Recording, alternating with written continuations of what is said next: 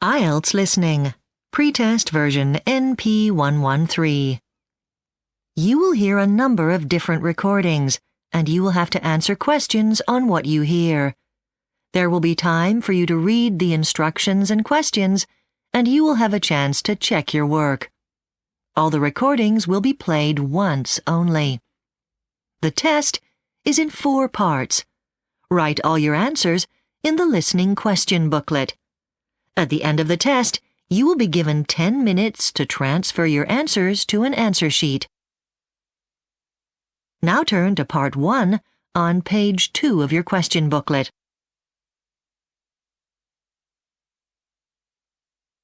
Part 1.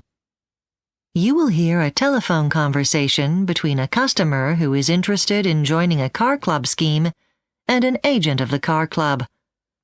First, you have some time to look at questions 1 to 4.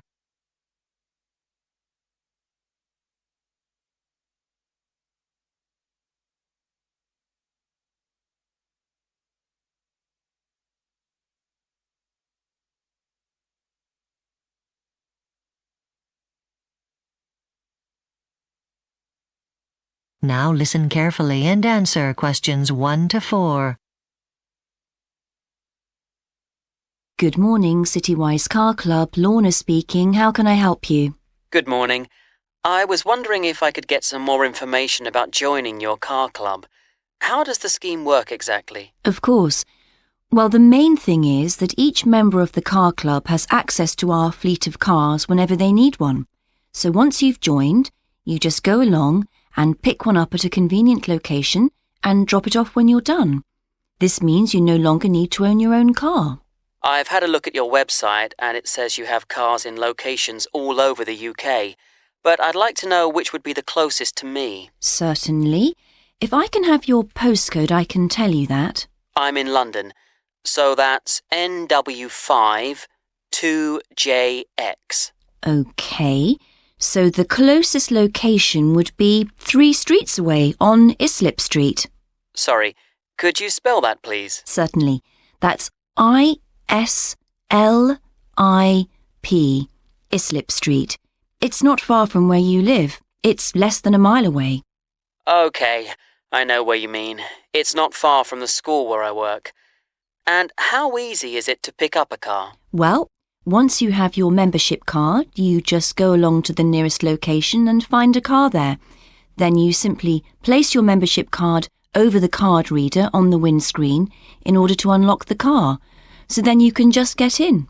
Then isn't there a computer inside the car or something? Yes, you enter a number on that, and it releases the immobilization, which means the engine will start. Right. So how do I book a car? The easiest way is online on our website.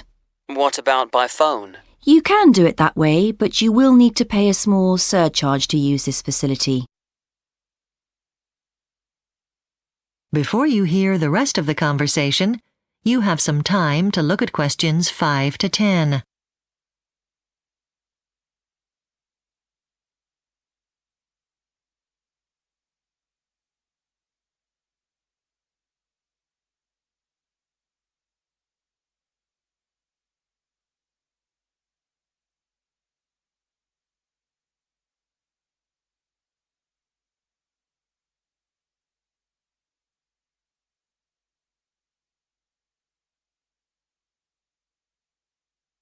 Now listen and answer questions 5 to 10. OK. Now, what about the cost? How much can I expect to pay per hour? I've seen various prices advertised, and I'm a little confused. Well, it depends on the size of the car, among other things, which I'll come to in a minute, but prices start at £3.96 an hour. Really? As little as that? No matter what vehicle I choose? No, sir. The larger cars cost up to £5.96. Right. So how does using this scheme mean I save thousands of pounds a year, like you say on your website? Well, it means you don't need to own your own car. So we take into account all the things car owners have to pay. But of course, the amount you save depends on the kind of car you drive. But I suppose I still have to pay for the fuel, don't I? Actually, you don't. That's all covered in the cost. Wow, that is good. So, if I decide to join, do my wife and son also need their own membership cards? Yes, they will. However, they will get a discount on the standard rate. I should add, though, that there is an additional membership fee of £10 a month for drivers under the age of 20. Oh, why's that? It seems a bit unfair. I know, but I'm afraid we don't have any choice. It's because for younger drivers we have to pay a lot more for insurance costs. Is there any other way of saving money? Well, we have a frequent users card, which costs an additional £12.50 per month, but it entitles you to 20% off the hourly rates. This means you save more money the more you use the car. Okay. Now, what else do I need to know? What about pets? Can we take them in the car? I'm afraid not. There's all sorts of problems with allergies and things. Okay, that's good to know at least. And lastly, we have good green credentials. Taking public transport more and only using a car when you really need one is better for the environment. And that's always a good thing in my wife's eyes. Okay, well, I have all I need. Do call back if you have any more questions, and thanks for calling. That is the end of Part 1. You now have 1 minute to check your answers to Part 1.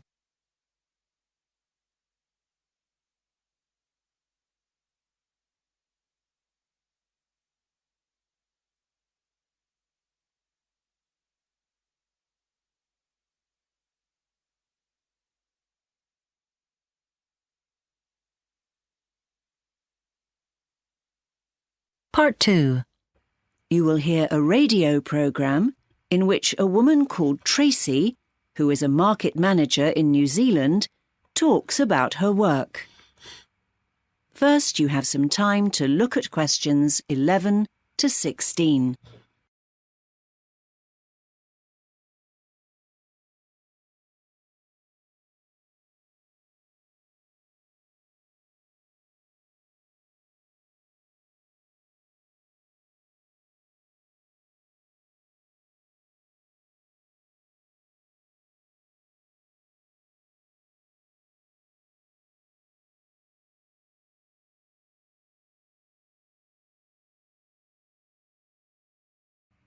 Now listen carefully and answer questions 11 to 16. Have you ever thought of having your own stall in a market? Here in the studio, we have Tracy Cartwright, who's the manager of not one, but 2 of the city's street markets. Tracy, what got you interested in markets? Well, I've always liked them. When I was younger, I went travelling in Europe and Turkey, and I went to lots of markets and bazaars there, and I loved the atmosphere. Then, after I came back to New Zealand, I got married, and we bought a house near Mahana Market, in the south of this city. My husband was working in IT, and he actually designed the market's website. In the evenings, when the kids were in bed, I used to do a bit of sewing and knitting, clothes and things I designed myself, and a friend of mine who had a stall at the market offered to display some of them. And to my amazement, the customers loved them. Then I saw in the paper that they were looking for a new market manager, and I thought I'd apply. In fact, the market was having some financial problems, and it was looking as if it might have to close down. The 2 previous managers had shared the job, but they'd both had to leave at the same time for different reasons. I'd worked in merchandising before, so I had the right sort of experience. I was delighted when I got the job, but I realised I needed to find a new focus for the market. It had been selling all sorts of things, household goods and clothing, and produce from the area like apples and grapes and tomatoes and so on, but to attract the tourists, I decided it'd be better to specialise in things like pottery and jewellery made by the people in the region. One innovation I've made is to have entertainers. We're open to all individuals and groups who want to showcase their talent for an hour or 2. We've had singers, clowns, comedians, all sorts. So get in touch if you're interested in performing. Who knows? It could lead to fame and fortune. And you've now set up a second market? That's right. I realised that quite a few of the people who had stalls at the market were actually based in the north of the city, and they said they thought there'd be plenty of customers interested in buying their wares up there as well, and of course it'd mean less travelling for them. So I contacted the local authorities, and they were very helpful, and we had the new market set up within 6 months. We've also recently started a kids' market in cooperation with the local primary school. That's just once a month. The children bring along their old toys and books, and even clothes they've grown out of, and they sell them to the public and get to keep the money they make. It really teaches them about how money works. Before you hear the rest of the talk, you have some time to look at questions 17 to 20.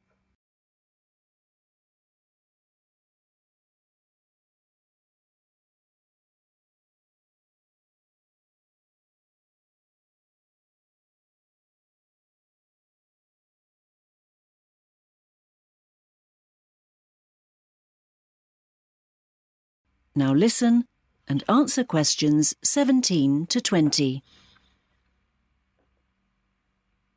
All the same, being a market manager can be a tough job. I need to be there in very good time in the morning, even before the stall holders, and I don't get home until late, so that can be quite a challenge. And there's a lot of paperwork and planning, especially if I want to make any changes to the way the market works. I'm quite well organised though, so I don't mind that. But I do get fed up with having to make sure all the stall holders keep to the rules that the council impose on us. I'd thought I might have problems if there were disagreements between stall holders, but in fact that hasn't ever happened. And what advice would you give to someone wanting to have a stall in a market? It doesn't really matter if you start off with a specialised market or in a more general one, but you must have a really attractive setup. That's essential, and make sure your display stands out. Once you've established that, you needn't make many changes to it. People will recognise you and the sorts of things you display. And make sure your prices are appropriate. You need to do some research there before you start. You might find things don't sell all that quickly at the beginning, but it's important not to give up. Some people might look and go away, but then come back later. That is the end of section 2. You now have half a minute to check your answers.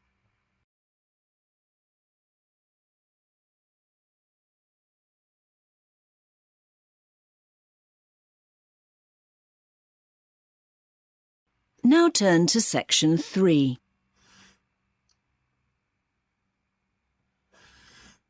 Section 3. You will hear 2 town planning students, called Lindy and Baz, talking about a project they have been given. First, you have some time to look at questions 21 to 27.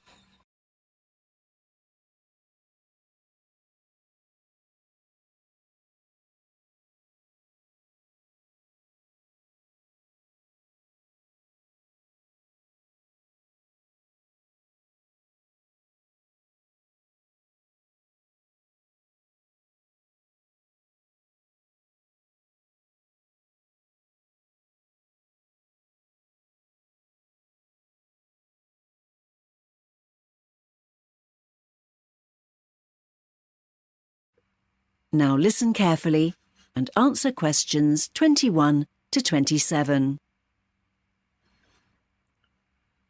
Baz, about this project we've been set. Yeah, so let me make sure I fully understand it, Lindy. An industrialist who lived in the town has just died, and he's left his large house to the city council. The council intends to convert the ground floor into a community centre. That's all true, isn't it? Right. It's the big house at the end of Blackthorn Avenue. OK. And for our project, we have to imagine we're responsible for turning it into a community centre and write a detailed report. Is that right? That's right. First, we have to decide what facilities we want and where they should go. Here's a floor plan of the house. Ah, right. Now, I think it's really important to have a coffee lounge. Do you agree? Definitely. What about having it in the corner room beside the existing kitchen? It's the obvious place. But the front door opens into quite a big space, and it would be nice and welcoming if people are there drinking coffee and chatting rather than walking into a large empty space. I see what you mean. OK, I agree. I think it needs a technology room where people can access laptops or tablets and maybe get training too. Good idea. How about the room next to the kitchen in the east wing? I'm not sure. It might be noisy or even have steam from the kitchen, which wouldn't be good. Let's put it in the west wing, the room you go into just after the bend in the corridor. OK. What do you think about having a music room where people can download music and listen through headphones? Yes. It'd be nice to be able to sit and listen and look out onto the courtyard and garden. How about putting it at the far end of the west wing? There are quite large windows there and a door into the garden. Right. And maybe a TV room too? Maybe the first room to the right when you go in through the front door. Shouldn't it be one of the larger rooms? I don't really think so. It could be quite cosy, and people who want to watch different channels could use a computer or a tablet. OK, near the entrance then. What do you think about having a reading room with newspapers and magazines? Uh-huh. Let's put that in the east wing next to the existing kitchen. People can look across the corridor into the courtyard. But if the kitchen's going to be renovated, that room could become a canteen. It's quite big. No, let's have the reading room at the far end of the east wing with a view of the garden. Right. What do you think about having a meeting room? Essential, I'd say. I think that room that sticks out into the courtyard opposite the front door would be rather nice for meetings. Yes. It's got a door out into the courtyard and light coming in on 3 sides. Then the community centre will need a manager who'll need an office. Where shall we put that? Maybe the large room in the corner to the left? I think it'd be better to have it nearer the front door, so the manager can keep an eye on people going in and out. I see what you mean. OK, so the room on the left of the entrance area as you go in. Yes, that'd be best. Anything else? I can't think of anything for the moment, but we can always come back to this later. Before you hear the rest of the discussion, you have some time to look at questions 28 to 30.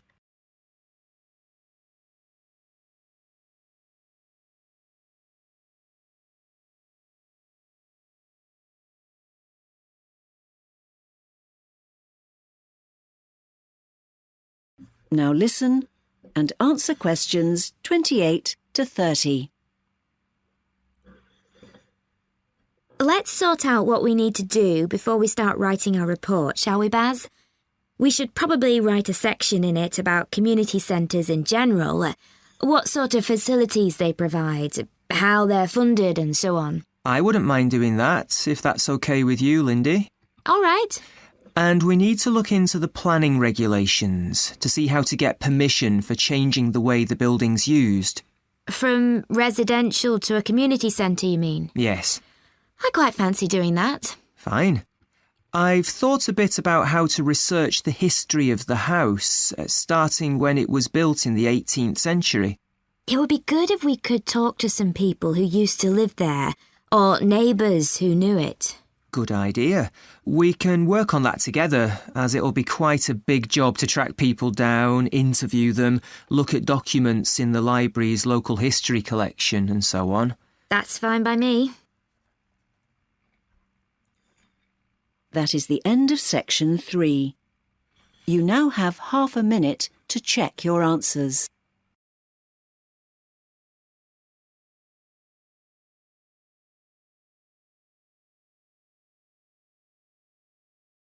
Part 4. You will hear part of a presentation given by a science student about how ordinary members of the public can assist in scientific research. First, you have some time to look at questions 31 to 40.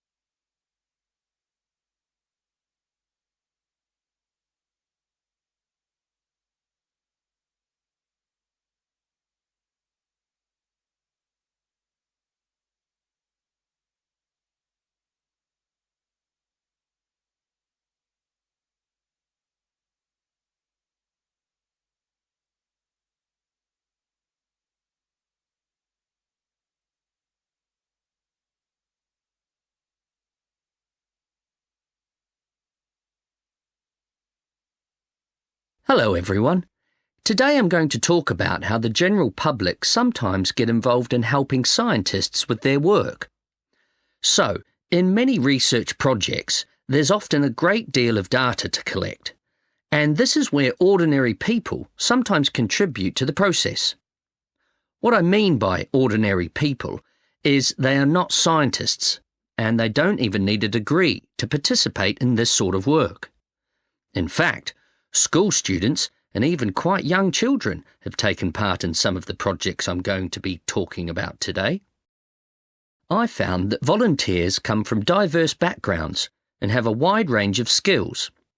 But one common element is that they want to know more about the world and the environment in which they live. So yes, it's their curiosity that draws people in. That's the main thing they have in common. But why are volunteers so important? Well, a scientist might have a great research idea, but sometimes what scientists struggle with most is attracting sufficient funding to carry out their research. And so the work done by volunteers can help enormously in this respect, because of course they're not paid. Okay, so now I'll tell you about some previous projects that have involved volunteers. For example, a project called Wheel Power wanted to maximise the efficiency of a particular model of electric car. The research involved lots of members of the public monitoring the battery in their own vehicles. The resulting data highlighted which one was the most efficient. An interesting project was called Bankside. This involved testing numerous water samples, so the researchers needed local people to help out. The idea was to make sure a lake that was often used for recreation contained no hazardous chemicals. Samples were taken several times a day for 3 months, and it would have been difficult to do this without the help of volunteers from the local community. Now, the Thompson Project. This used members of the public to conduct agricultural research. The goal was to study the damp soil where local people regularly gathered a type of edible plant. Scientists wanted to know why levels of bacteria were so high in these places. Volunteers were very helpful in taking the samples at just the right time and labelling them accurately. Many organisations rely on ongoing input from the community. For example, the Ornithological Society has been monitoring shorebirds for more than 50 years. Thanks to the help they received from volunteers in keeping track of bird life, the Society was able to publish a comprehensive book containing new information about bird numbers, migration patterns, and so on.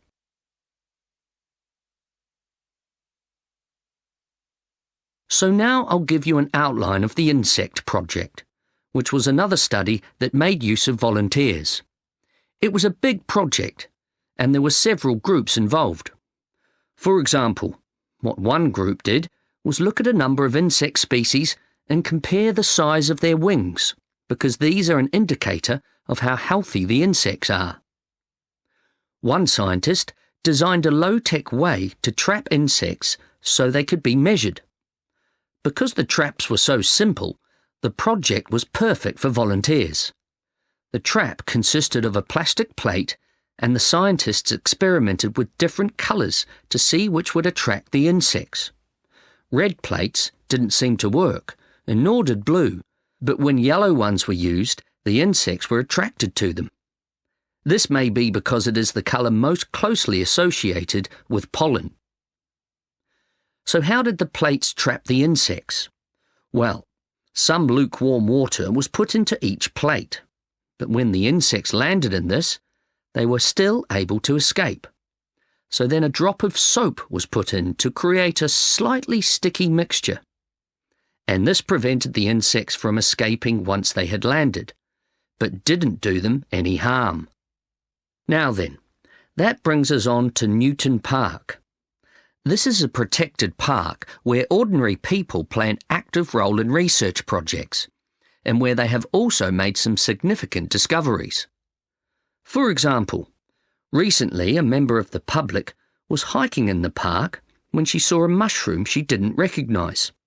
She contacted some experts, and it turned out to be a species that hadn't been seen for decades. I should mention that in Newton Park, even families with young children have got involved in research. One example would be a project where scientists were analysing the dead leaves in a particular area to learn more about this habitat. The children were given the job of hunting for snails on the forest floor. They loved getting involved. There is also a lot of bird life in Newton Park, and scientists are able to keep track of adult birds because they have bands around their legs. In the nesting season, once the eggs had hatched, volunteers went around all the nests to record how many chicks were there. The work required a good level of physical fitness, because some of the nests were... That is the end of Part 4. You now have 1 minute to check your answers to Part 4.